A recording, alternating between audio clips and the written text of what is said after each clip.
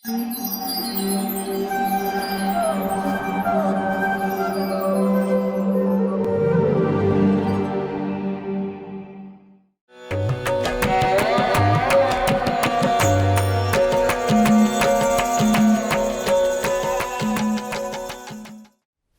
कृष्णा।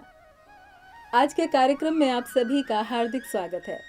आज हमारे वक्ता हैं श्रीमान श्री केशव प्रभु जी। प्रभु जी इस्कॉन के संस्थापक आचार्य भक्ति वेदांत स्वामी श्रील प्रभुपाद के प्रिय शिष्य परम पूज्य राधा गोविंद गोस्वामी महाराज के दीक्षा प्राप्त शिष्य हैं। वह सन 2001 में इन्होंने अपना संपूर्ण जीवन कृष्ण भावनामृत के प्रचार प्रसार करने हेतु आजीवन ब्रह्मचर्य आश्रम स्वीकार किया। तभी से वे इस्कॉन पुणे में अनेक सेवाओं में संलग्न हैं। वर्तमान में प्रभु जी वृंदावन में इस्कॉन भागवत महाविद्यालय में अपनी सेवाएं प्रदान करते हैं तथा इसके अलावा वे वैदिक ज्ञान के अनेक पाठ्यक्रमों यथा भक्ति शास्त्री व भक्ति वैभव की कक्षाएं भी लेते हैं। तो आइए श्रवण करते हैं श्रीमान श्री केशव प्रभु जी के श्रीमुख से। धन्यवाद। हरे कृष्णा। ओम नमो भगवते वासुदेवाय। ओम नमो भगवते वासुदेवाय। ओम नमो भगवते वासुदेवाय। ओम अज्ञानतिमिरान्धस्य ज्ञानाञ्जनशलाकया चक्षुरुन्मिलितं येन तस्मै श्रीगुरवे नमः। श्रीकृष्ण चैतन्य प्रभु नित्यानंद श्री अद्वैत गदाधर श्रीवासादि गौर भक्त वृंद। हरे कृष्णा कृष्ण कृष्ण हरे हरे, हरे राम राम राम हरे हरे। हरे कृष्णा। आपको पुनः हार्दिक स्वागत है हमारे श्रीमद् भागवत महात्म्य के श्रृंखला में। तो हम आज सुनेंगे उत्तम श्रेणी के श्रोता के कुछ लक्षण। पिछले सत्र में हमने 4 प्रकार के प्रवर और 4 प्रकार के अवर श्रोताओं के बारे में सुना। आज हम सुनेंगे उत्तम श्रेणी के श्रोताओं के कुछ लक्षण। ये सुनने के बाद मैं निश्चित रूप से कह सकता हूँ कि जितने भी श्रोता हैं वो अपने आप को उस उत्तम श्रेणी के श्रोता में लाने का प्रयास करेंगे कि आगे से हम कभी भी कुछ कथा सुनने जाते हैं तो हम कैसे बर्ताव करें, कैसे हमारा व्यवहार हो, किस प्रकार से, ये सब हम सुनेंगे। देखिए, गिन गिन के कुछ 11 गुण हैं श्रोताओं के, उत्तम श्रेणी के श्रोताओं के। वो हम शुरू करते हैं। पहला है यस्थित्वाभिमुखम प्रणम्य विधिवत। इसका अर्थ क्या हुआ कि जब भी हम कथा सुनने जाते हैं वक्ता को विधिवत प्रणाम करके सुनने के लिए बैठेंगे, श्रवण करने के लिए बैठेंगे। दूसरा है त्यक्तान्यवाद हरे लीला श्रोतुम अभिप्सते। दूसरा गुण क्या है श्रोता का कि और कुछ सुनने की उसकी इच्छा ना हो, केवल हरे गुणा लीला, भगवान श्री कृष्ण की नाम रूप गुण लीला को ही सुनने के लिए उसका इच्छा हो। ये नहीं कि अभी थोड़ा ये भी बताइए, थोड़ा वो भी बताइए, उसके मन में इतनी भी इच्छा हो। केवल भगवान की लीला कथा को सुनने के लिए उसके मन में इच्छा हो। ये एक श्रोता का बहुत महत्वपूर्ण गुण है। दूसरा है, तीसरा है अति निपुण हो, अर्थात दक्ष हो, समझने में कुशल हो, हर एक बात को ठीक ठीक रूप से समझ सकता हो। तीसरा हो गया। चौथा है नम्रोथ, अर्थात श्रोता नम्र होना चाहिए। 5 कृतांजलि, श्रोता हाथ जोड़ के कथा सुनते समय वक्ता के सामने बैठना चाहिए। ये ऐसी मुद्रा हो। आप देखिए, कोई भी पेंटिंग हो, कोई भी चित्र हो, तो परीक्षित महाराज किस मुद्रा में कथा सुन रहे थे? तो कृतांजलि। छठा है शिष्यो, शिष्य भाव से, ना कि गुरु भाव से, शिष्य भाव से कथा सुनने के लिए बैठें। 7वां है विश्वसितो, अर्थात श्रद्धा और विश्वास मन में होना चाहिए। कथा सुनने जब हम बैठते हैं, इतना विश्वास हो कि जो भी वाचक, कथा वक्ता कहते हैं वो श्रद्धा और विश्वास के साथ ग्रहण करें। 8वां है अनुचिंतन परह, जो हमने सुना, जो हमने श्रवण किया, उसको चिंतन करे बाद में, अन्य समय में, और उसको दूसरे को बोले, आज हमने कथा में क्या सुना, कौन सी लीला सुनी, कौन सी कथा सुनी, उससे हमें क्या सीख मिला, कितने पॉइंट हमने आज लिया अपने लिए ग्रहण करने के लिए। ये सब अनुचिंतन करना है, याद करना है। जैसे गाय, देखिए गाय पहले चबा लेती है, सब घास वास सब जो है वो खा लेती है, उसके बाद वो फिर उसको बाद में चर्वण करती है। उसी प्रकार से हम पहले सुन लेते हैं, लेकिन जब तक हम श्रवणम के बाद मननम, मननम के बाद निधिध्यासन, श्रवण के बाद मनन करना आवश्यक है, नहीं तो हमें कुछ भी याद नहीं रहेगा।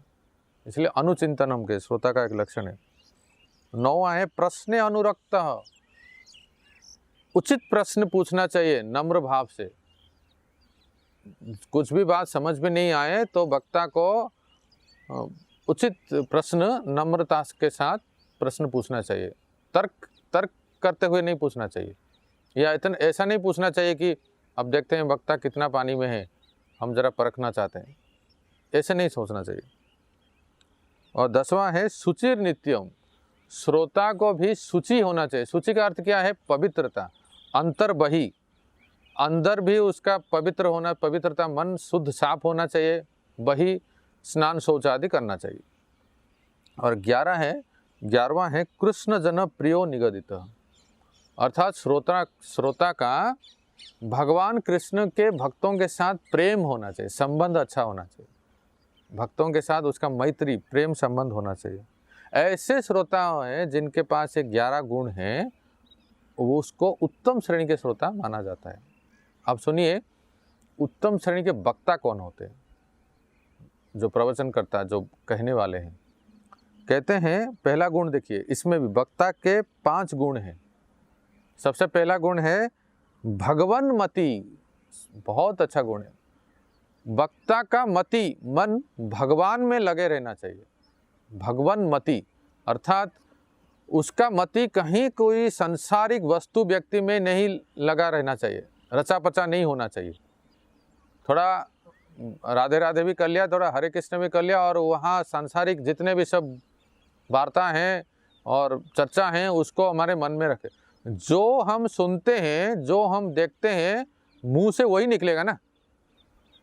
इसीलिए अगर हमारा मन अगर भगवान में लगा हो, उनके नाम रूप गुण लीला में लगा हो, तो हमारा जो वाणी है वो भगवत वाणी होगा। इसलिए पहला गुण है वक्ता का भगवन मति। दूसरा है अनपेक्ष्य, वक्ता किसी भी वस्तु की अपेक्षा नहीं करना चाहिए। जो भी वक्ता है उसको किसी भी वस्तु, द्रव्य, चीज़ें, व्यक्ति से कोई अपेक्षा नहीं होना चाहिए। केवल भगवान कृष्ण की कथा कहने की अवसर मिले, यही उसकी इच्छा हो।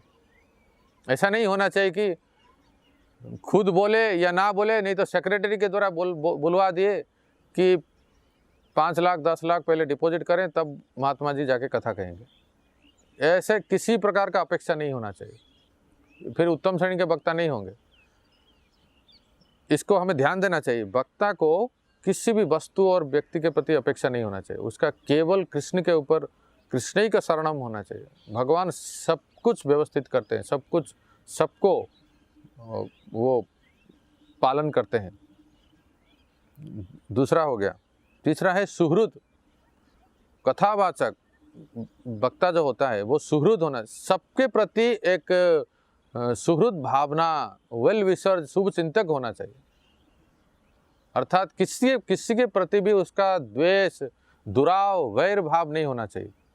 किसी भी धर्म का हो, किसी भी संप्रदाय का क्यों ना हो, कोई भी किसी प्रकार का व्यक्ति हो, सच्चा संत वो होता है जो केवल भगवान की वाणी सबको प्रदान करता है। वो ये नहीं देखता है कि ये धर्म का है, वो संप्रदाय का है, उस देश का है, ये मेरा शत्रु है, वो मित्र है, ऐसा नहीं देखता है। सुहृदम सर्वभूतानाम, साधु का एक गुण होता है, सभी जीवों के प्रति सहज सुहृद, शुभचिंतक है। चौथा गुण है दीनेषु सानुकंप, दीन दरिद्र जो हमसे ज्ञान में, बल में, आयु में, धन में, सब मायने में कम है, तो ऐसे व्यक्तियों के प्रति उसका सहज अनुकंपा, एक सहानुभूति, सहायता करने की, सेवा करने की भावना हो। मंच के ऊपर तो बहुत बड़े बड़े भाषण दे देते हैं, लेकिन मंच से उतरने के बाद असलियत पता चलता है, किसी को भी देख के किस प्रकार से हम व्यवहार करते हैं। ये कहते हैं दीनेषु अनुकंपा। और पांचवा है बहुधा बोधानुचतुरो। बहुत सुंदर गुण है। वक्ता इतना दक्ष होना चाहिए, इतना चतुर होना चाहिए, तो नाना प्रकार की युक्तियों के द्वारा, सटीक तर्क प्रमाण के द्वारा श्रोता को वो कन्विंस करा दे, समझा दे सब्जेक्ट मैटर को। जो विषय वस्तु है, जो वो बोलना चाहते हैं, वो तरह तरह के प्रमाणों के द्वारा, युक्ति के द्वारा समझाने का दक्षता उसमें हो, चतुर हो। ये है 5 विशेष गुण वक्ताओं में। अब बहुत सुंदर वर्णन आता है, जो हम कहते हैं कि हाँ, सबको श्रीमद् भागवत का सेवन करना चाहिए, श्रवण करना चाहिए, तो वो भी कई प्रकार के होते हैं, सात्विक, राजसिक, तामसिक और निर्गुण। अब देखिए, सबसे पहले सुनिए राजसिक भागवत कथा क्या होती है। श्रीमद् भागवत के अनुसार राजसिक वो है कि आडंबर पूर्ण व्यवस्था हो, अब बहुत सुंदर वक्ता श्रोताओं के लिए सब प्रकार के व्यवस्था हो कथा सुनने के लिए, और साथ साथ 7 दिनों में, पूरे 7 दिन में संपूर्ण भागवत की कथा को वो बहुत सुंदर व्याख्या करे, लेकिन अति शीघ्र व्याख्या करे कि 7 दिन में संपूर्ण प्रसंग जो पूरा कर दे। इसको कहते हैं राजसिक सप्ताह, राजसिक कथा। दूसरा है सात्विक, अर्थात कथावाचक कथा कहते समय 1-2 महीना बढ़िया से समय लेके और हर एक श्लोक को सुंदर व्याख्या करके, आचार्यों की टीकाओं के द्वारा सुंदर व्याख्या करके समझाएं और श्रोताओं को प्रेरणा प्रदान करें, और तथा उससे जिससे उनकी भक्ति बढ़े। और इस प्रकार से आयोजन भी हो, इस प्रकार से व्यवस्था हो। ऐसी कथाएं जो होती है उसको सात्विक भागवत कथा कहते हैं, जो कि 1-2 महीना पूरा अच्छी तरह से व्याख्या हो। ये है सात्विक। पहले मैंने बताया राजसिक, दूसरा है सात्विक, और तीसरा है तामसिक। तामसिक क्या होता है कि भले 1 साल लग जाए, कभी हमने शुरू कर दिया, बीच में रुक गया, बंद पड़ गया, फिर से मन हुआ तो फिर से शुरू कर दिए, श्रोता भी गए बीते घूम फिर के फिर आ गए, वक्ता भी थोड़ा अपना बीच में ब्रेक लेके फिर से आ गए, और इस प्रकार से 1 साल तक एकदम चलता रहे, जब जब मन हुआ, जब जब समय हुआ। तो ऐसे जो कथाएं होती है इसको तामसिक कहते हैं। ये सत्व, रज और तम से ऊपर है एक निर्गुण। जानते हैं निर्गुण क्या? सर्वश्रेष्ठ वो है। वो निर्गुण ये है कि ना वर्ष, ना मास, ना सप्ताह, ना दिन, इस किसी भी प्रकार की समय का कोई पाबंदी ना हो, और केवल प्रत्येक मुहूर्त, प्रत्येक दिन, प्रत्येक समय में नित्यम भागवत सेवया, नित्य भागवत की कथा चलती रहे। इसको कहते हैं निर्गुण भागवत कथा। फिर से कहता हूँ, किसी प्रकार का समय का कोई बाउंड नहीं हो, कोई निर्धारित समय ना हो कि इतना दिन ही करना है।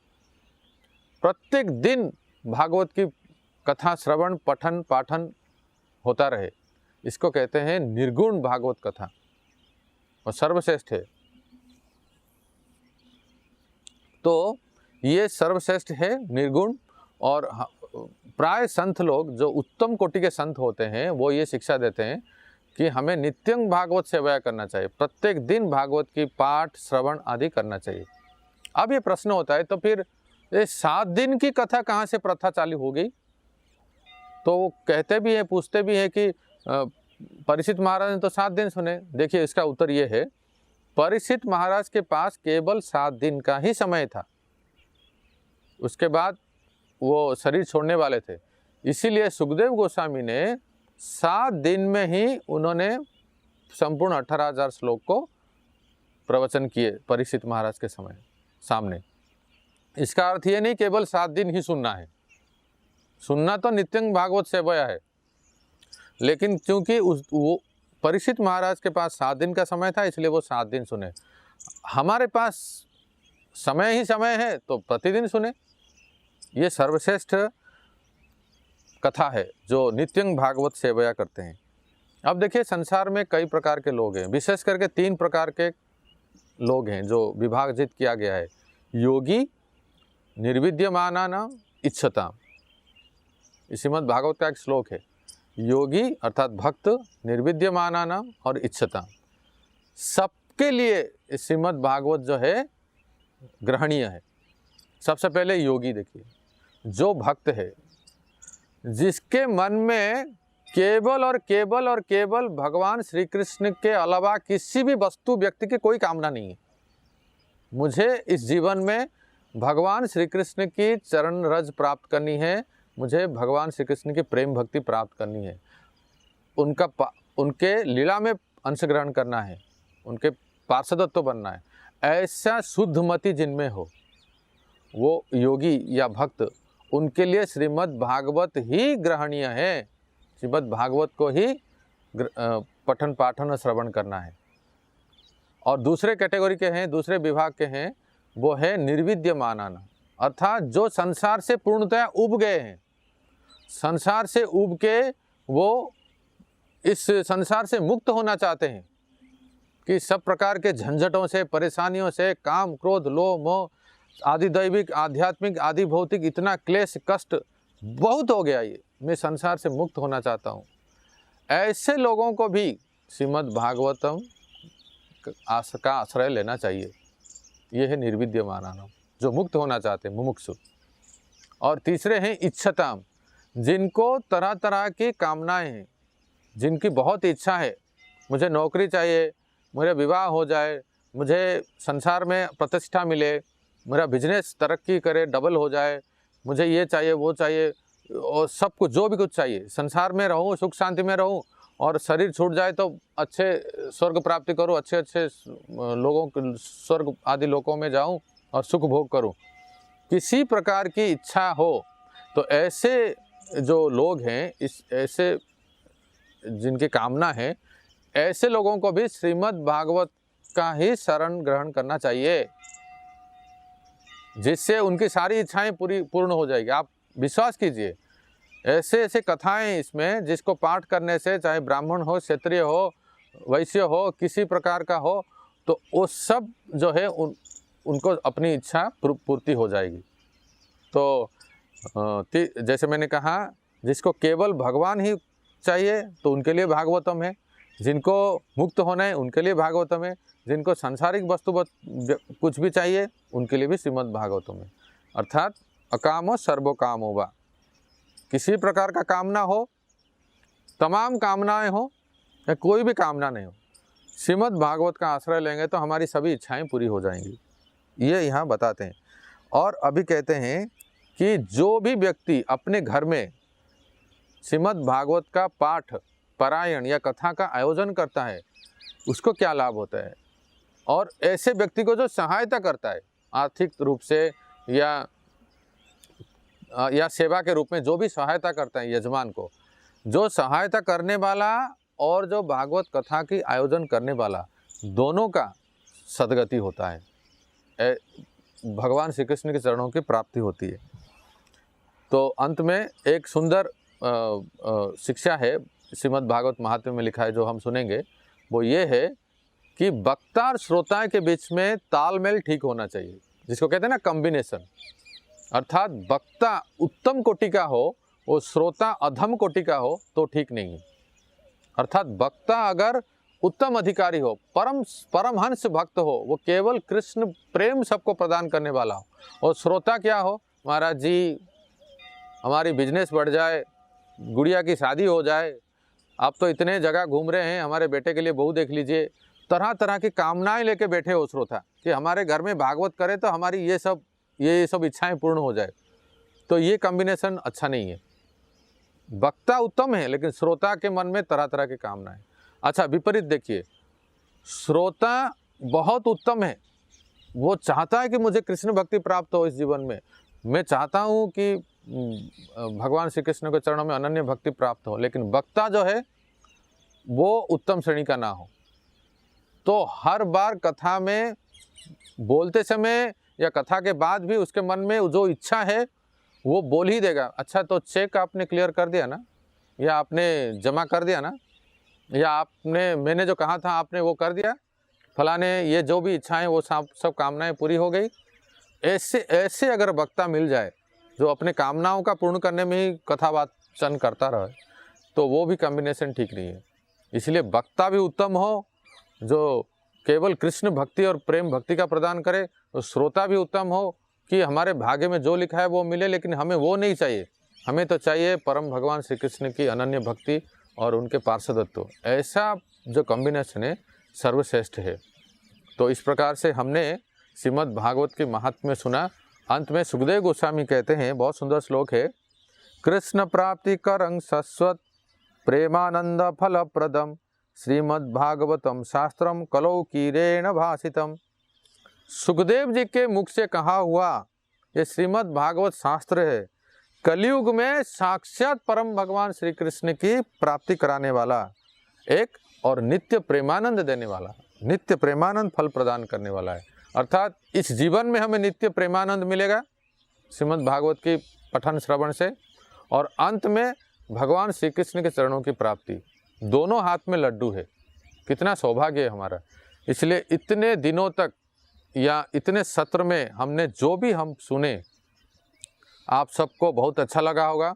आप धैर्य से इसको पूरे श्रृंखला को सुनिए तो आपको ये प्रेरणा मिलेगा कि श्रीमद् भागवत क्या है और इसका स्वरूप क्या है, इसका लक्षण क्या है, इसको कैसे सेवन करना चाहिए, इसका विधि क्या है, श्रोता और वक्ता के लक्षण क्या है, कौन किसने कब बोले थे, कौन है वक्ता कौन है श्रोता, इस सब विस्तृत वर्णन आपने इतने दिनों तक इतने कक्षाओं में श्रवण किया है। तो आशा करते हैं कि ये पूरा जो श्रृंखला है श्रीमद् भागवत महात्म्य सुनने के बाद आपके मन में प्रेरणा जागृत होगी और आप भी श्रीमद् भागवत को पठन पाठन करेंगे और घर में रखेंगे। जरूर रखिए, नित्य पाठ कीजिए, नित्यंग भागवत सेवा कीजिए और ऊंचे कोटि के प्रामाणिक वक्ता जो परंपरा में आते हैं, वैष्णव परंपरा में आते हैं, उनसे श्रवण कीजिए, अपने जीवन को सफल बनाइए। इसी जीवन में आप भगवान श्री कृष्ण के चरण को प्राप्त कीजिए। ये हमारी शुभकामनाएं। बहुत बहुत धन्यवाद। हरे कृष्णा। ऐसे ही और भक्तिमय कार्यक्रमों के लिए देखिए हरे कृष्णा टेलीविजन। इसे प्राप्त करने के लिए आप अपने केबल अथवा DTH ऑपरेटर से संपर्क करें तथा और अधिक जानकारी के लिए आज ही डायल करें 8767 845 845।